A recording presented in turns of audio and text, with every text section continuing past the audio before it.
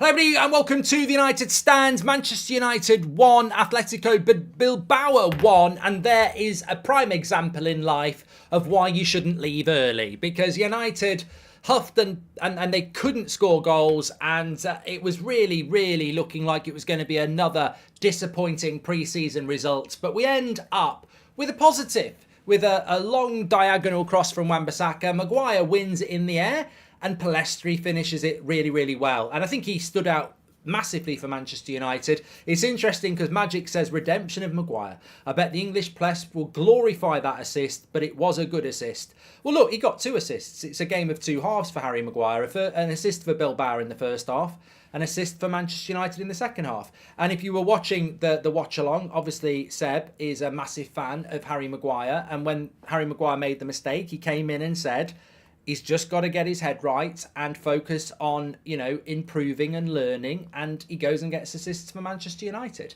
That's how it works. But I think that, look, let's be honest. That game in itself, I felt sorry for the Irish fans that went and anybody else that went, because it wasn't the first team and therefore you're not going to learn a hell of a lot. Pre-season is over now. And I think that, look, I'll say it right here. On the subject of Harry Maguire, that's exactly why he needs to go.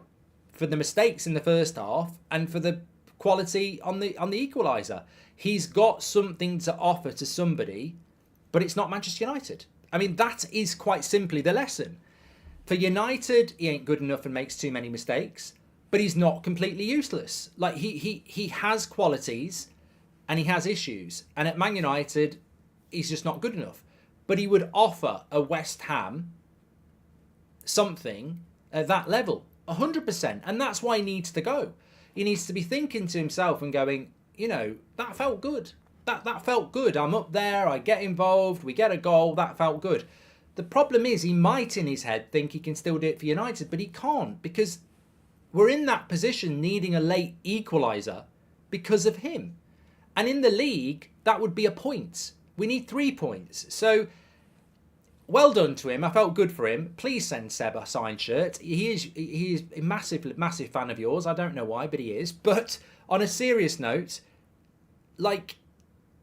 he needs to go because he needs to play football. And it won't be at Man United because Martinez, Varane and Lindelof are way better than you. So, yeah, he needs to go. In relation to the performance itself, we played against 10 men for 20 minutes. And that's a reserve team. I don't want to be too harsh on it because I thought Fernandez at left back was brilliant. Absolutely brilliant. And I think he's got loads of potential. I really think Fernandez, and I'm going to say this now, he might end up in 2 years' time being Luke Shaw's understudy. I think he is... I want to get these words out so they don't get overhyped. He glides across the ground. He's going to physically grow. He's really cultured going forward. He reminds me of a continental European left back in the way that he gives and goes. I think he will grow physically. He is quite tall already. I think the potential in Fernandez is massive, and that's why I said at the start of pre-season he might shock people and end up being a breakout player at United this year. I think another loan will benefit him because we've got Malacia. He's one to keep an eye on. Daniel Gore is one to keep an eye on. Holding the midfield against a good Bilbao side, which was basically their first team, at 18 years of age, I don't think he did. I mean, look, he wasn't man of the match, but I don't think he did anything wrong. I thought he did really well. He needs a loan. And then the third player, who's my man of the match, PELLISTRI, I mean, he's a winger. A winger, by definition, is always going to play in glimpses. But he should have had an assist for Sancho. Sancho should have scored. He's got a goal himself. I mean, what more do you want from a player? We're waxing lyrical about Anthony getting a goal and an assist yesterday. Well, PELLISTRI should have had a goal and an assist. It wasn't his fault Sancho didn't score. So the positives for me are those 3 players. I thought they did really well. The potential negatives are the same old things. Defensive errors lead to goals, imbalance in the midfield, and lack of creation and cutting edge in the final third. And we said this after Dortmund. We said it at half-time yesterday. We're saying it again now. This is a collective team issue that we're making too many defensive errors, we're not scoring enough goals, and the midfield just doesn't look balanced. Well, it's never going to look balanced today when you've got Donny, Eriksson and Gore there, because there's no future in that. Daniel Gore's going to go on loan and is still potential. Donny's going to leave, and Eriksen is probably coming to the end of his career, if we're being honest. So that midfield was irrelevant. But in general, we've got an imbalance. We've spoke about the defensive errors. And in attack, I mentioned this. When can we expect to see the Maguire is still learning T-shirts up for sale? Says Stephen. And Andy Weatherall, thank you for joining the members club. In attack, wish Maguire played better to sell him for good price, says Philip. There'll be people who want Maguire. But I think the striker thing is so important. Look, Højlund's going to have a big future. Rashford can play there. Martial can't be relied on. We need another striker. And I'd be at the point where, if it hits the end of the window, I would even be taking somebody like, and I'm trying to think of somebody, but I would be taking a Danny Ings. I would be taking a Shea Adams. I mean, and people will be laughing their head off, but I'd rather get somebody in than nobody, because we desperately need, in the last 20 minutes, someone who can come off the bench. Because if Rashford starts the game and Højlund start the game, and you want to take Højlund off, you're moving a tired Rashford up front. You need a fresh leg striker off the bench, and we don't have anybody if Martial's always injured. So we desperately need another striker, and that, Højlund's a great signing. Rashford can do a job. Martial's never fit. And people are laughing about Shea Adams. I couldn't think of anybody, but I'm trying to think of just somebody who can do a job. It's the same as what happened with Weghorst. We can all ridicule Weghorst, but I'm glad we got him, because I'd rather have something than nothing. At times with Weghorst, at least you were bringing fresh legs on for 20 minutes. You didn't expect much, but you need somebody who can do it. What we are crying out for, though, is a striker, because it's not just about Danny Welbeck would be perfect. Danny Welbeck would be absolutely perfect, Chris. Exactly. Someone like that would be perfect. Taremi, Mitrovic, Tony in January. Yeah, they'd all be perfect. That's exactly what I'm talking about. A 20-minute striker who can be the backup and run around for 20 minutes as fresh legs would be perfect. But you know what? I look at United on pre-season. I look at United today. Sancho's done okay again, right? But the big problem we have, and I think where we're making a mistake, is that if you think about Cavani or Cristiano Ronaldo when they were at United, how often would they be in the box and throw their hands in the air because someone doesn't cross the ball or doesn't pass the ball, and they'd be shouting, going, we miss that. We're so innocent and naive with Sancho and Rashford and Donny and Bruno. It's not that they're not trying, it's that they don't know what to do. It's not just the striker to put the chances in the box. It's a striker on the pitch to be shouting at people saying, I'm making the run, put the ball in here. Or use him, he's made the overlap, use him and he can put the cross in. And it's in the dressing room at half time as well. It's like you miss that striker who knows that role, who can shout and tell and instruct the team around him, who can go to Bruno and say, I'm making these runs. The left back's not aware of them. I'm making these runs. Put it into this space, I'm in on goal, I'll score. Or saying to Rashford, look, every time you get the ball, they're letting me drift to the back post. Either use Luke Shaw and get it in there, or put it in. Or saying to Anthony, right, there's a run across the front post. I know I can make it, get it in. We're not getting that. We're not getting that. And it's not just about we need a striker to score goals. We miss the specialism of the striker telling the team what to do. Because, look, Bruno's brilliant, Rashford's brilliant, Anthony's brilliant. People might disagree, whatever. But my point is, the striker will help them. He'll be telling them, look, Cavani was brilliant at it. That Southampton game, remember that Southampton game where we were losing 2-0 at half-time and we won 3-2?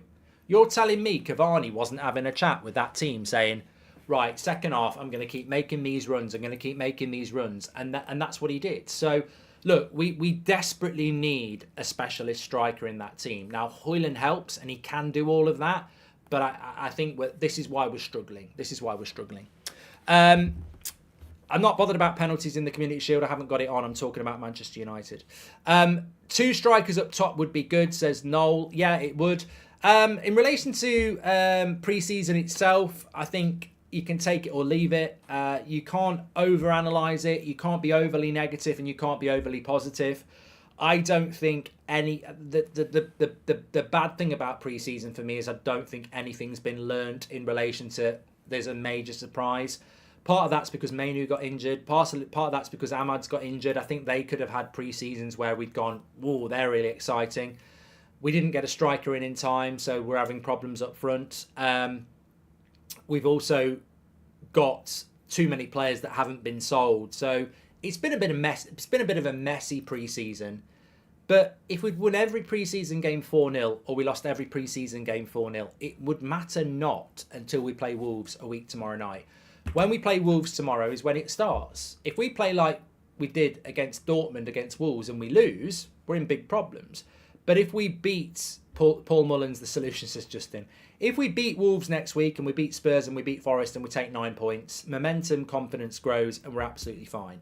My feeling is that we will start the season well, despite a little bit of a...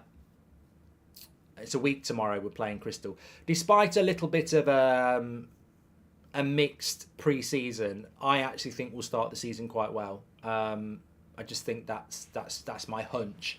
But in general, and I'm not doing a pre-season preview now, but in general, I'm worried about the lack of depth up front.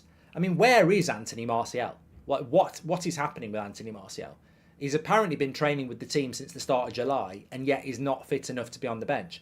I mean, are we literally just wrapping up Anthony Martial for cotton wool now? I mean, could he have played today, but we don't want to risk it? I mean, what sort of future is that you can't even use him because you're terrified of him getting injured? So I'm worried about the attack. I've spent a lot of time on that. I'm worried about the midfield. I mean, I don't rate Scott McTominay. I think Fred needs to go. But when you're playing a midfield of Gore, Eriksson and Donny van der Beek as your backups, and your first midfield is Mount, Bruno and Casemiro, there's a huge problem there. Casemiro is the only defensive midfielder we've got. We've only got one defensive midfielder. That Amrabat deal needs to happen, and it needs to happen quickly. But we are still very short in that area at the moment. I think there's an issue at right back. I'm calling it now. I think there's an issue at right back. Wan-Bissaka didn't really look himself today. Dalot obviously cost us a goal yesterday. I don't know whether they're suffering because they don't know who's number one. I personally think Ten Hag would buy a right back. I think he wanted to buy a right back up until January. Then he was like, I'll get through to the summer. And then in the summer, obviously the summer's not gone the way he wanted to. He's not had a change of ownership. So he's not had the funds to even get a right back. I'll guarantee you now, if we'd been bought by Qatar, he would have bought a right back. I think he wants a right back. I think he does. I don't think Wan-Bissaka or Dalot fill him with total confidence. And I think that's why he keeps changing it. He's not completely comfortable with either of them.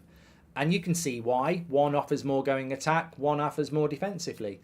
I think he would buy a right back. And I think, you know, that's an area to watch at over the next 12 months. I don't think he'll do it over the next month.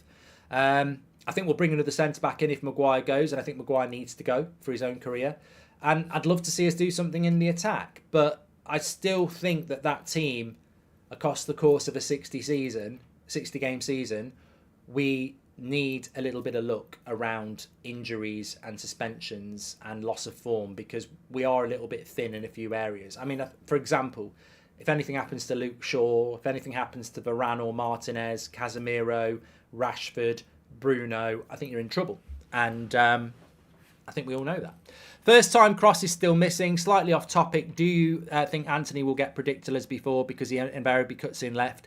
We don't have crosses coming from the right wing except Dalot, says damn it. Look,